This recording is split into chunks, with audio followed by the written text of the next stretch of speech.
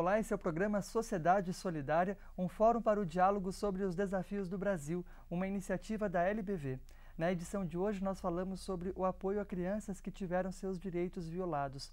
Como é possível que a sociedade se organize para poder possibilitar a essas crianças e adolescentes também a inserção na sua própria família de origem ou mesmo em uma outra família? Para falar com a gente sobre esse tema, compartilhando também uma experiência que tem há muitos anos transformado a vida de crianças e jovens que passam por essa situação, nós recebemos no programa de hoje novamente o Lar Sírio Pró Infância, representado pela superintendente, a professora Cleide Robertson Paiva, que fala com a gente a respeito desse tema tão desafiador, considerando aí os tantos desafios, situações muito delicadas que são enfrentadas pelas famílias brasileiras.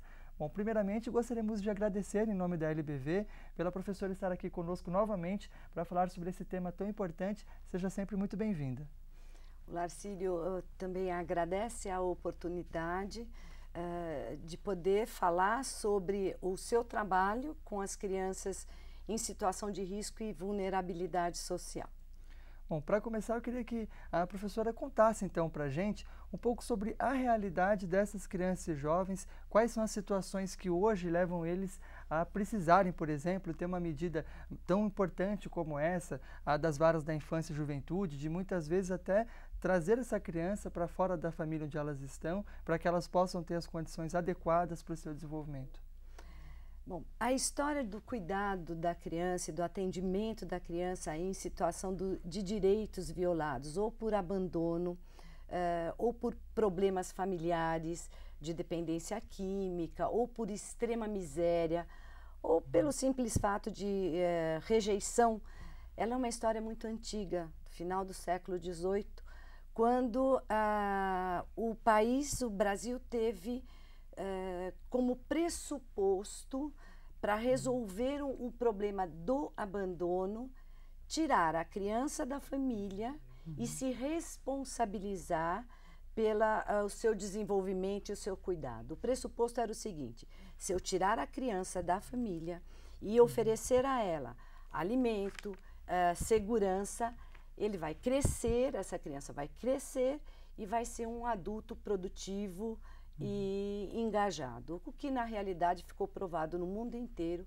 que a criança institucionalizada, ela tem dificuldade de construir sua própria identidade, ela não se torna um adulto feliz e produtivo, e por aí uma série de outros problemas. A sociedade percebeu então que aquela solução atendeu durante um tempo, mas era necessário agora um novo patamar, né? E que patamar é esse?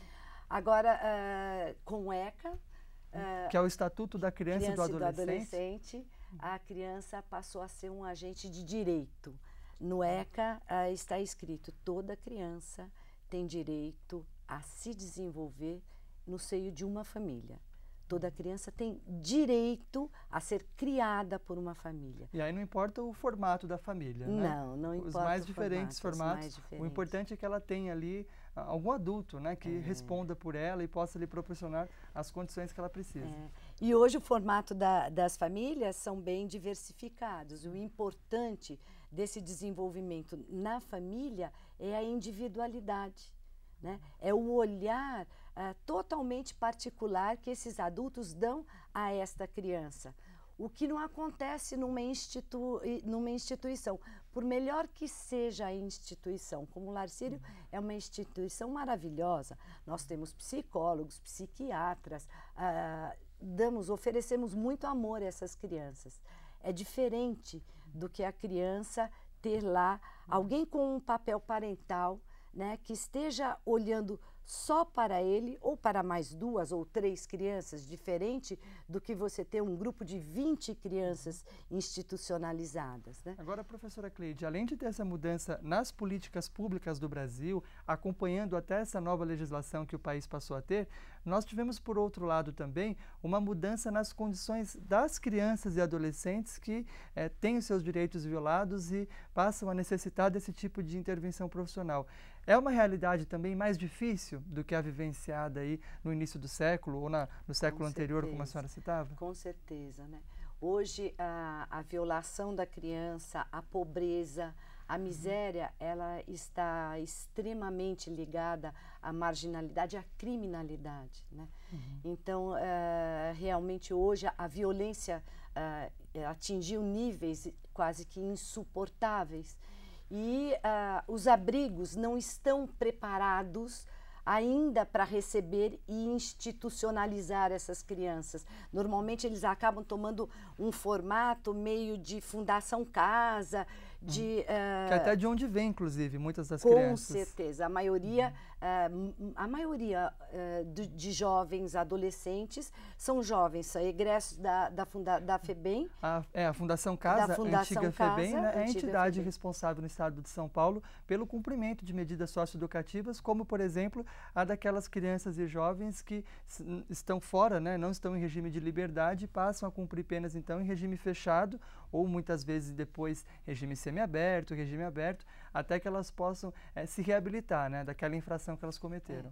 E o que ocorre é que a criança cumpre esse regime fechado, o adolescente cumpre esse regime fechado e depois não tem para onde retornar.